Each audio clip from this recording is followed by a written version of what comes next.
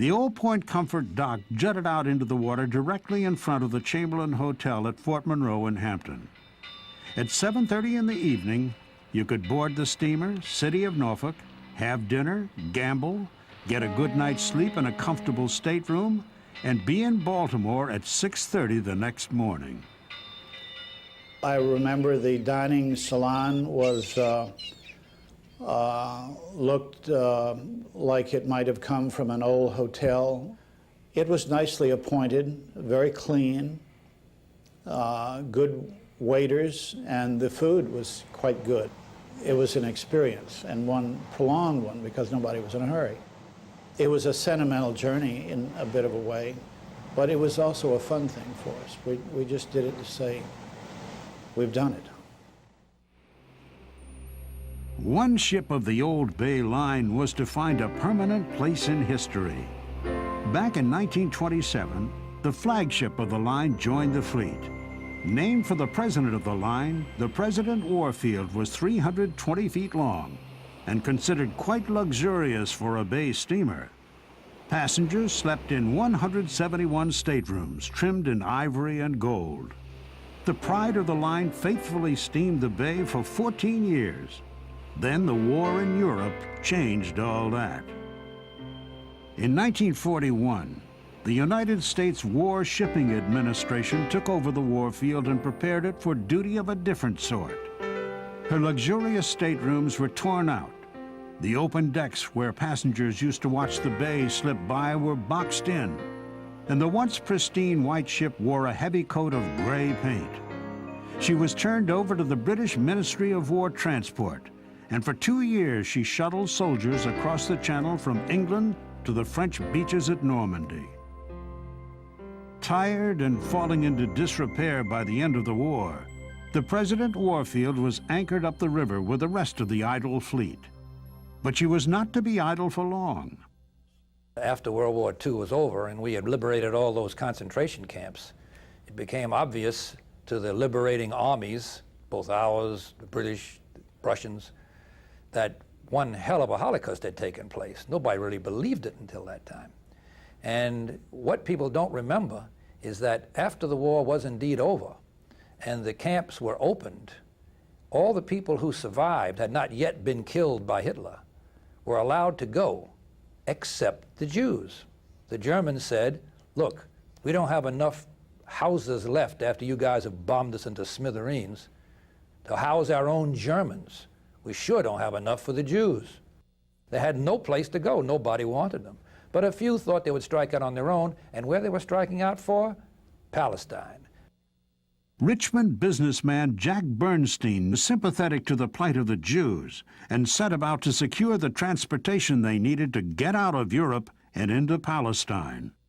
Jack got together with some people that he felt close to because what he was going to do was illegal. He could be thrown in jail if he was caught, plus everybody else that he was asking to join him. One of them was my father, and one or two other men from the western part of the country who formed this very small group, who decided to buy one of the mothballed ferry boats that used to ply between Norfolk and Baltimore every night up and down the Chesapeake Bay. Bernstein and his group selected the SS President Warfield because it was already a transport ship. They bought it under the pretense that it would be hauling cargo for a Mideast trading company in the Mediterranean. When it got to the Mediterranean and to the northern shore of the Mediterranean, it was accepted, of course, by all the Jewish people who were there waiting for ships to take them across. It was the biggest thing they'd ever seen to that time. They were using small little boats that would take 8, 10, 12 people until that time. Here was one that could take, what, hundreds, maybe thousands? On July 12, 1947, 4,554 hopeful Jewish refugees boarded the ship in Sète, France. As soon as she cleared the port, the President Warfield was renamed Exodus 1947. That voyage was chronicled on newsreels and on the front pages of newspapers around the world. Out of Palestine comes the camera story of the Exodus, the Jewish immigrant ship that highlights new violence in the Holy Land. With a cargo of 4,500 refugees, the Exodus is the largest ship ever to attempt to run the watchful British naval blockade. After a bloody battle with a British boarding party, the refugees disembark at Haifa. Some are dying. 20 others are in a serious condition. And as the tired and weary refugees are transferred to British prison ships, 2 members of the United Nations Committee on Palestine silently look on. Displaced persons are being sent back to France. In 1948, Israel became a nation. The rusting ship took on significance as the symbol of the new nation's birth pangs. Author Leon Uris dramatized the story, which became a best-selling novel and major motion picture. The Exodus did become a symbol. I guess the British considered it a symbol enough to try to keep it off the shores. The Jews considered it a symbol enough to make sure it's going to get to the shores, and there were a lot of confrontations as a result.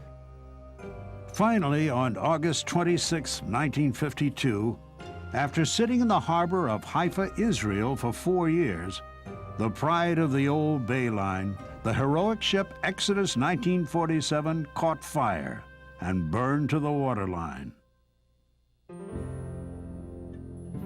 Losing to the speed and convenience of automobile and air travel, the graceful bay steamers are gone. The last northbound run from Old Point Comfort was made on December 30th, 1959. The wharf was abandoned and razed in 1961. What's left of the hull of the President Warfield rusts at the bottom of a harbor halfway around the world.